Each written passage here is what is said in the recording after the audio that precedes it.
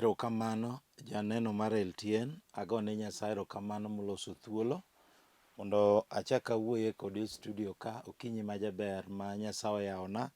To yawoni nyinga en Pastor Agustin Omedo, aja Kisumu County, ajal mowar kendo janeno mar Yesu Kristo.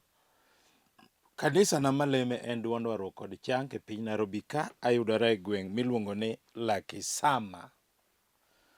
Erokamano janeno, okinyi ma kawuono ni adwa ni kawe thuolo ni dakika matin mondo wach madhi yalo kata weche madhi puonjo kik bai. Tang'eyo ni tok Injili ni lokruok nyaka bedie. Omiyo thuon wach ma kawuono adwa wuoye wacho ni Ruoth Maja Biro Achien.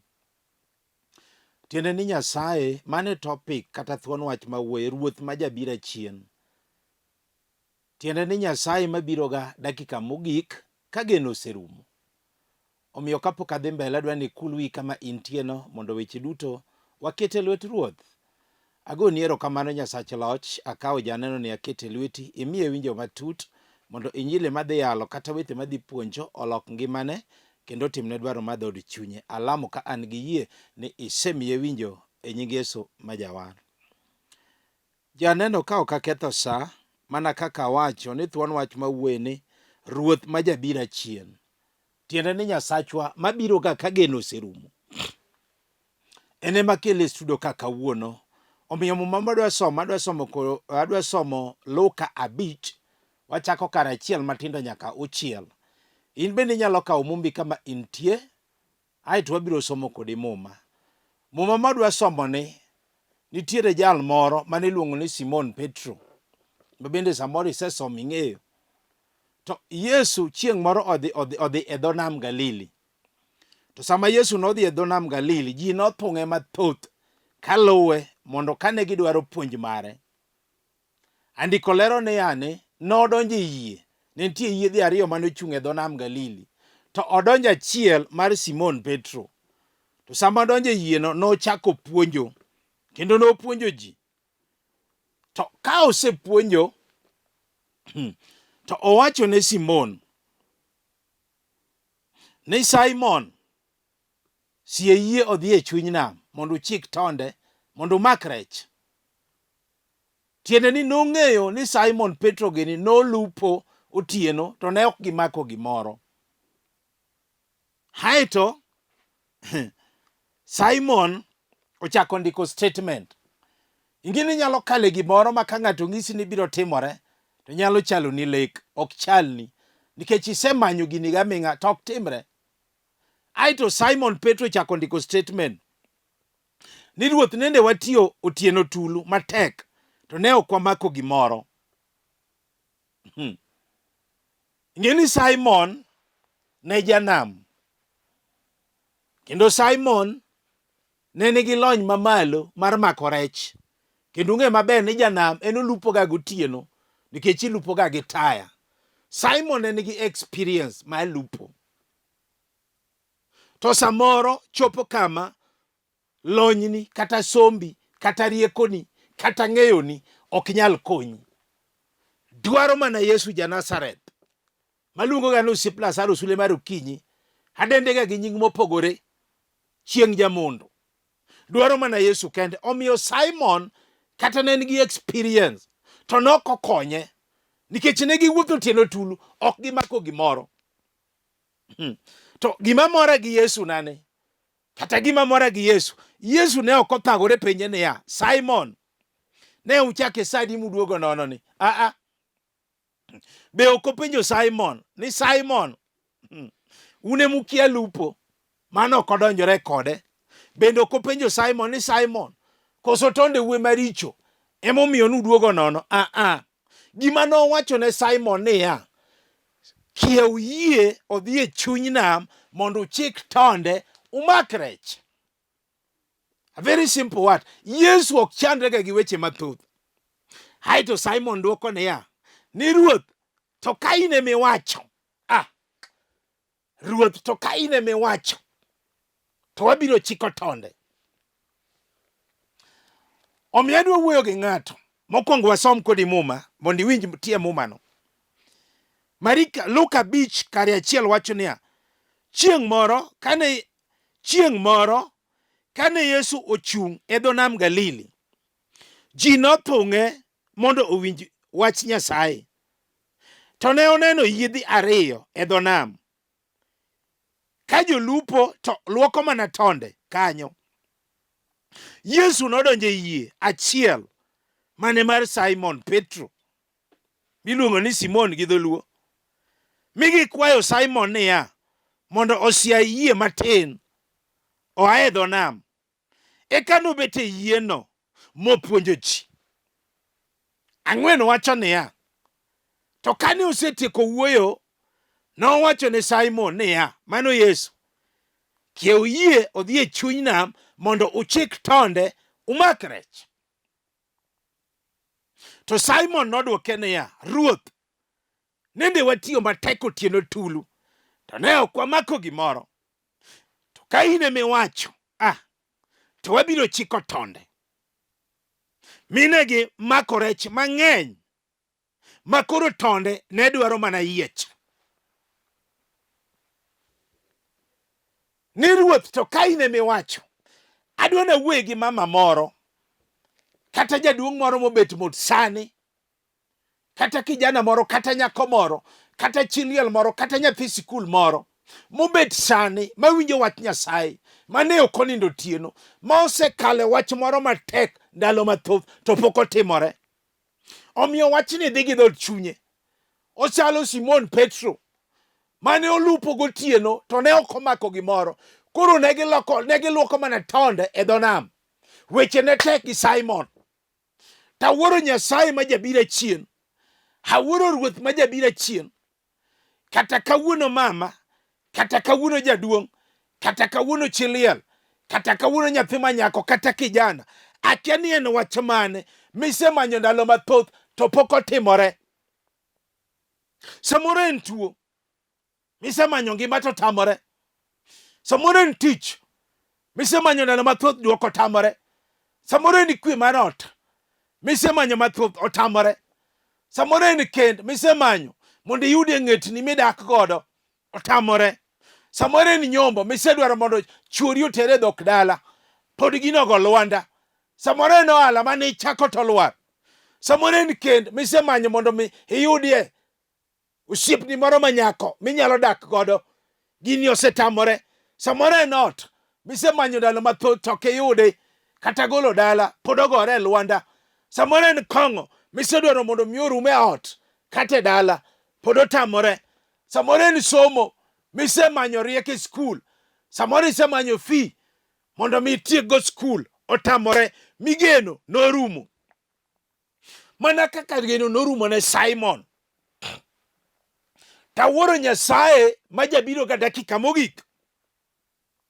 Awuoro Ruoth ma kawuono biro timo ne ng'ato mawacho adier ni pasta, ane machalo Simon Petro, geno rumona.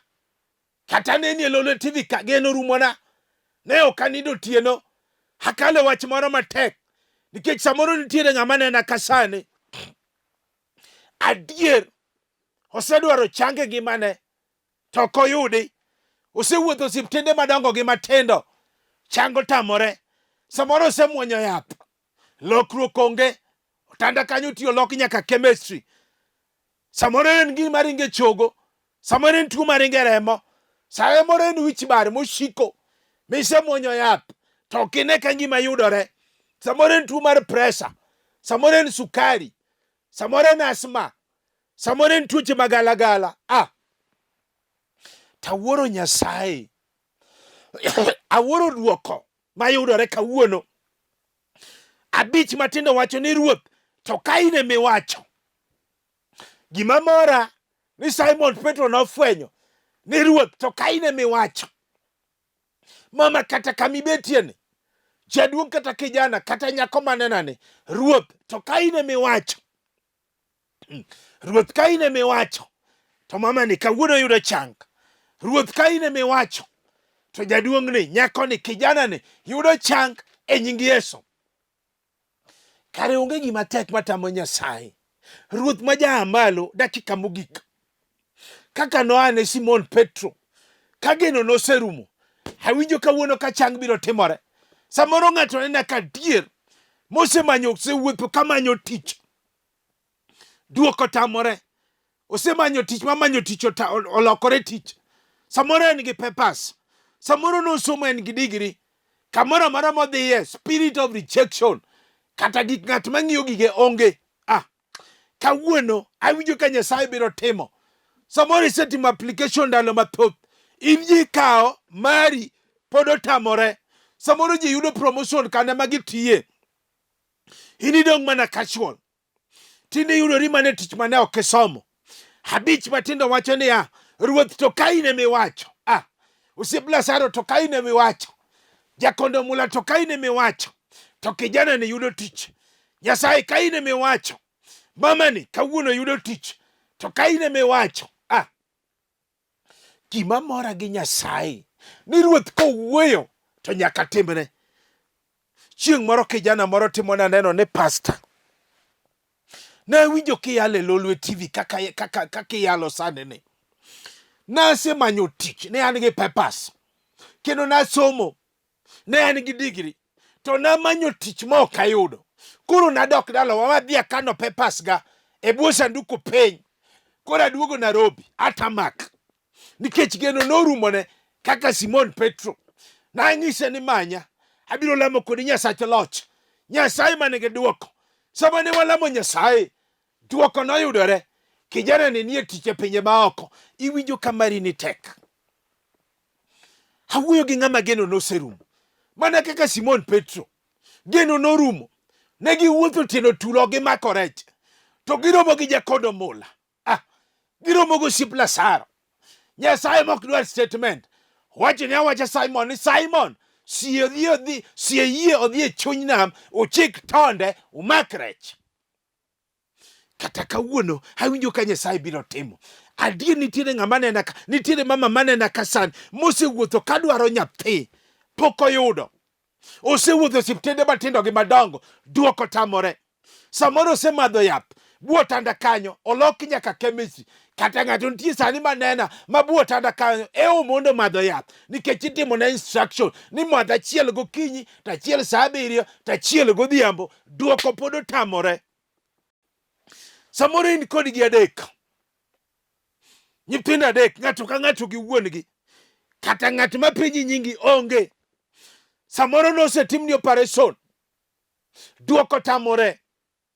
Ni golo growth ni momo ni tingo nyathi. Duoko tamore. Akani kawuono ng'ato be winja. Samoro mako. To wuok gi dweche adek. Matini samoro ng'ato nena ka. Mano wuok. Geno norumo. Samoro dichuo riembe ot. Samoro ng'ato nena ka. Onyuol to konyuol maber. To koting. Odok gi lwete nono. Gima mora gi Yesu Ruoth. Gima mora gi Nyasaye ni. Abich matindo nowacho niya, Ruoth, to kaine miwacho. Nyasaye, to kaine miwacho. To mama ni ting'o nyathi e yor ono. Nyasach loch, to kaine miwacho. Mana kaka Petro nowacho. Nofwenyo ni ka Ruoth owuoyo, to Nyasaye timo. Kata kawuono awinjo kobiro timo ne ng'ati studio ka. Mawacho ni pastor, ani magino na norumo. Ok asenindo. Asechandora mathoth. To kaine miwacho.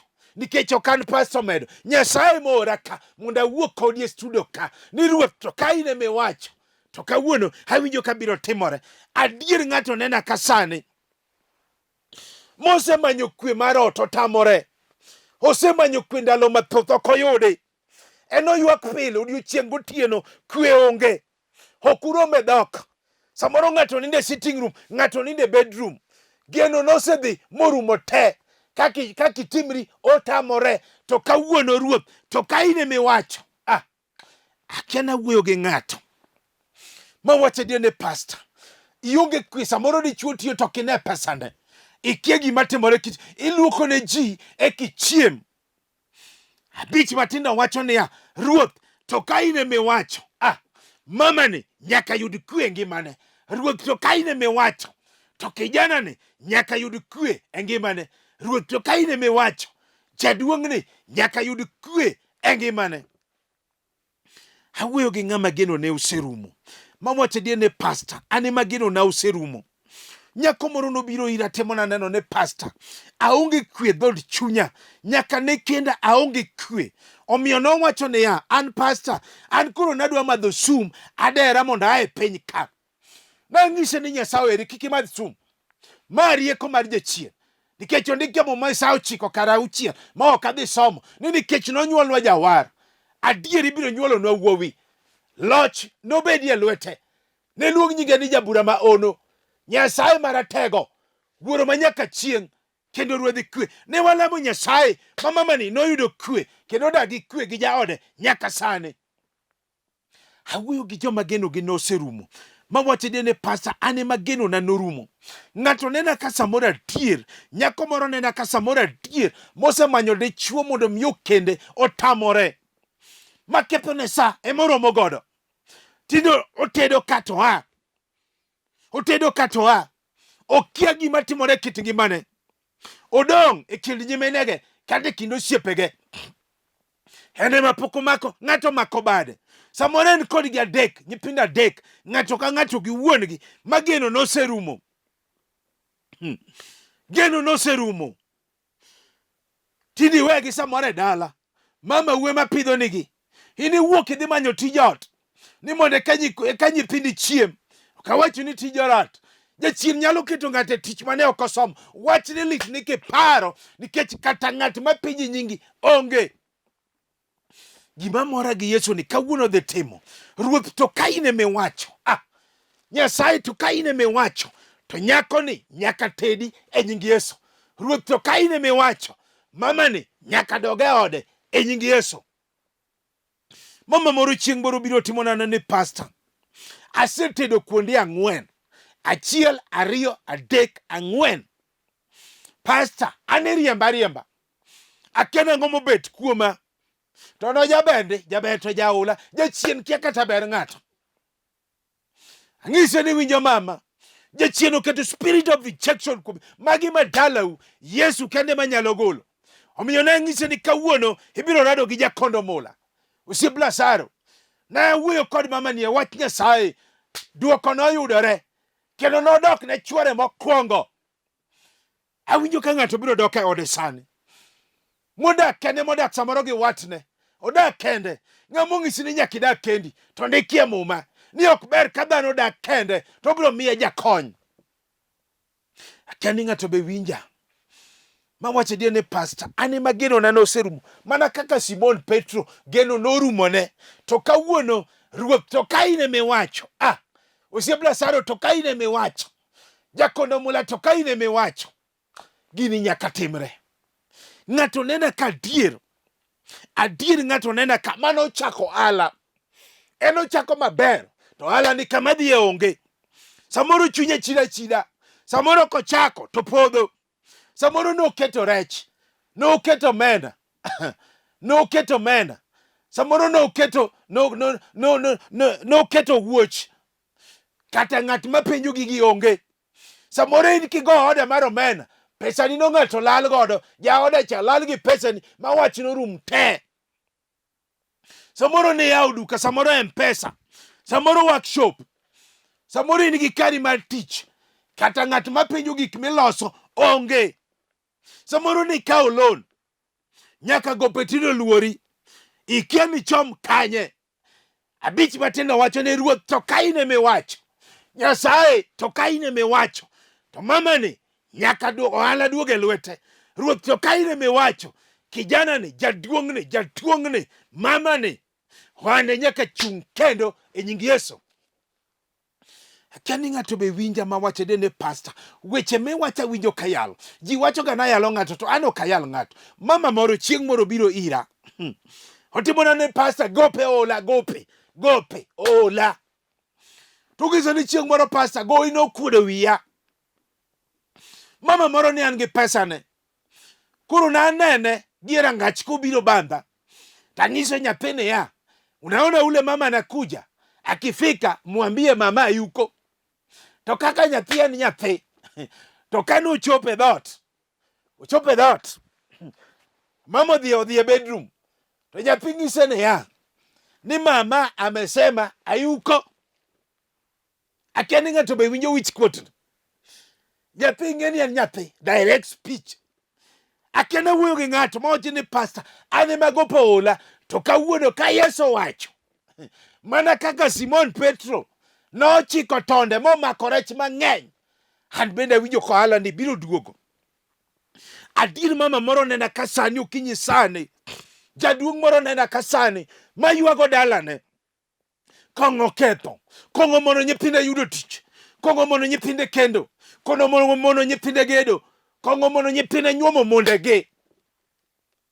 Matinde geno oserumo.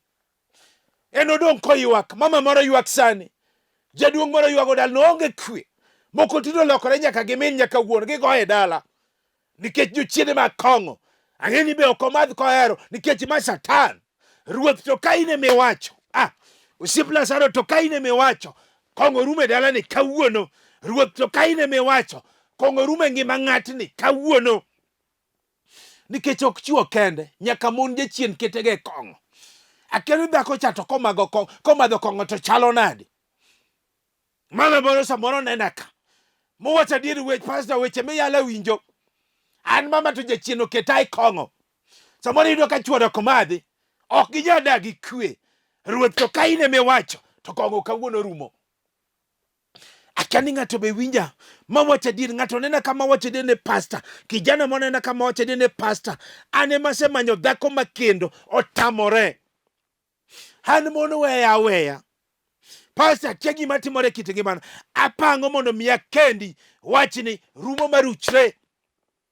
Spirit of rejection. En nyako madware onge, to kata gimotimo kia. Opango to ka ochopo, wachno kethore. Masimo nyako nolor, makoro mteja patikani kwa sasa. Hemi winje simo me nono. Wachni dhi gi ngimani.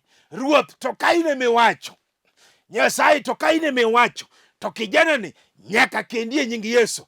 Ruoth to ka in emiwacho, to jalni nyaka chiege manodhini duogi e nying Yesu. Akani ng'ato be winja mawacho ne pastor, awinjo wach Nyasaye, awinjo teko Nyasaye, awinjo duond Nyasaye, ni kare Ruoth kowuoyo to onge ng'ama nyalo keng'o. Chan moro biro, kijana moro biro ire ne pastor, an mon weya aweya, tinde giweya 4. Ma ng'ato moro nong'isa ni mon jela, tang'isi ni ng'ama ong'isi ni dhako jela. Nondiki e ngeche 18:22 ni ng'ama oyudo dhako oyudo gima ber, en gi hap Ruoth Nyasaye. Ne walamo kod Nyasaye kijana ni mano kendo sani higni 2, gin gi nyathi achiel. Kawuono akia ni mari ni to chalo nade. Ng'ato nena ka sani adier ma en ok onindo otieno lek maricho. Ng'eni mano be satan. En oleko ni ng'ato lawe, oleo ni ogore gi jachien. Samoro ochung' gotieno, ochung' modhi oyaw dhot ni ok olor. Akia ni ng'ato mosewinjo gima timore ga ne ji machalo kamano. Ochung' nodhi yaw dhot ni dhot olor to nindo. Lek maricho. Kiny ka ochiew otuo ma ok onyal. Hey, Ruoth to ka in emiwacho, mama ni, kijana ni, jaduong' ni, nyako ni, nyaka lek maricho rum kuome ngimane chop. Nikech abiro lamo kodi. Jal ma wacho ne pastor, gik miyalo an emiyala. An ok ayal ng'ato. Roho Maler nyalo neno ng'ato nyaka kama nitie. Adier ng'ato nena ka sani mano opango mondo mi odhi ogere dala, otamore, duoko tamore. Opango mondo ogedi, gini kethore. Opango adier mowach ni kochopo ta wang'ni tagedo, tamore. Owacho adier ni pastor, an ema asetemo musumal ni piny, mabati ni te, mondo achak kudhi adhi agedi, otamore. Joge samoro dongo, samoro yawuoti osekendo, samoro nyigi osekendi, jaduong' pod onge ot dala, wach ni dhi kodi gi kwe. Andiko lero niya, Ruoth to ka in emiwacho, Nyasaye to ka in emiwacho, kijana ni nyaka gedi e nying Yesu. Ruoth to ka in emiwacho, jaduong' ni nyaka gol dala e nying Yesu. Nikech nitie jomoko manena ka ma samoro golo dala ni kama ndoto, okia gima timore kit ngimane. To kawuono awinjo ka Nyasaye biro timo. Jal moro biro ira katimo na neno ni pastor, weche miyalo tek. Nakaw namba ni e Lolwe TV, pastor, iwinjo, anagero malito siko. tiende ni ot moro matin to timore ni pastor dalawa ne nie bath ndara. Guru ka ji kalo odano nochak ni museum. Museum en kama inene gik moko. Koro nochako odano ni museum nikech en malito siko notin to bende odwa lwar. Pastor gini ne miya wich kuot, ne ok anyal. Nanyise ni winjo ondike ne Maya 4 chunje marito ga mag jogedo manyalo riti matami Sanbala gi Tobia Jamon. Chunje moa ni malo kawuono ibiro gedo e nying Yesu. Jalni nogero ot maduong' kendo nitie nyaka sani ma Nyasaye nogolo ne wich kuot. Adier nitiere ng'ato nena ka miere moko ma en tho neko higa ka higa en iko higa ka higa tho. Ng'ato nena ka sani ma gin gi iko higa ka higa. Gidak e luoro, chandruok oromo ngimagi. Ruoth to ka in emiwacho chung tho maneke dalani Nyasaye kawuono, chung tho maneko e ngima jogi kawuono. Nyako moro biro ira timona neno ni pastor, weche miyalo tek. Ane madalawa ji notho morumo te. Hai to chieng moro dalawa nie bath ndara, en be dalagi nie bath ndara maduong' ma mtokni ringe. Koro sama ne chiegni lor to makanga penja, ang'isa ni shukisha hapo, to makanga wacho penja niya unashuka kaburini nikech kanyo nochak dalagi ni kaburini. Nyako ni kano lor, wachni ne tek, wachni ne miye kuo, wachni nodhi gi ngimane ni dalagi ochak ni stage mar kaburini. Nyasaye manyalo chungo tho kawuono, adier ng'ato nena ka sani ma wacho adier osemanyo mondo mi odhi onyuom e dhok dala, opago to ok timre. Geno rumo, opango mondo timre, ok timre. Onena ka sani opango mondo mi odhi onyuom chuombe chiege, gino tamore. Ruoth to ka in emiwacho Nyasaye mamani inyuomo e yor ono. Ruoth to ka in emiwacho to kijana ni nyaka nyombi e yor ono. Nyathi sikul moro nena ka sani, adier miere moko ma skul nobwogo nyithindo ni jela, onge kwe. Ene delni moko nyithindo ok chope klas 8, okia en kochako maber to fees nyaka ng'ade ma ok otieki. Ng'ato samoro nie college manena ka en kochako college to ok otieki nikech school fee onge kama biro wuoke. Samoro en tuo moro mogore kit ngimane wich bar ma ok onyal somo. Ruoth to ka in emiwacho nyathini nyaka tiek skul e yor ono. Ruoth to ka in emiwacho jalni nyaka tiek college.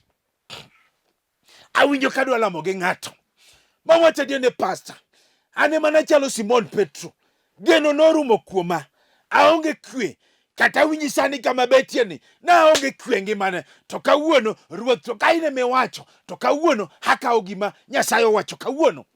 Weyane gimetimo, kinyalo mako TV timake, kingalo gocho gi penye te go, nikech andiko wacho niya Nyasachwa bado ok chiek be itiyo kodino. Akia ni in e piny mane, kata in Mombasa, kata in Kisumo, kata in Eldoret, kata in Kapsabet, kata in Oyugis, kata in Migori, kata in Kindu Bay, kata in Busia, kata in Nakuru.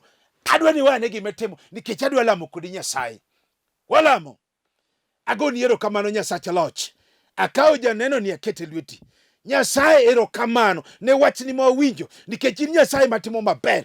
Petro noyudo konyruok, mamani yudo konyruok, jaduong'ni, nyakoni, kijanani, nyathi sikul ni, chilielni yudo konyruok kawuono gi nyingi. Alamo kan gi yiende timone e nying Yesu Majawar. Janeno mana kaka wacho ni nyinga en Pastor Agustin Omedo, aja Kisumo County, ajal mowar kendo janeno mar Yesu Kristo.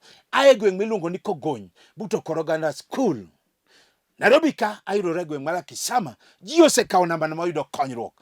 Entie piny ka 0726 843941, 0726 843941. Machielo ni 0750 383499, 0750 383499. Kaw mondo watudre sach Nyasaye. Erokamano agoyo ne jololwe TV te, Director Sam, Niko Kelo, nyaka jomatiyo lolwe TV te, nyaka Director Maro. Nyasaye mondo gwedhu kendo umu e nying Yesu Kristo. God bless you.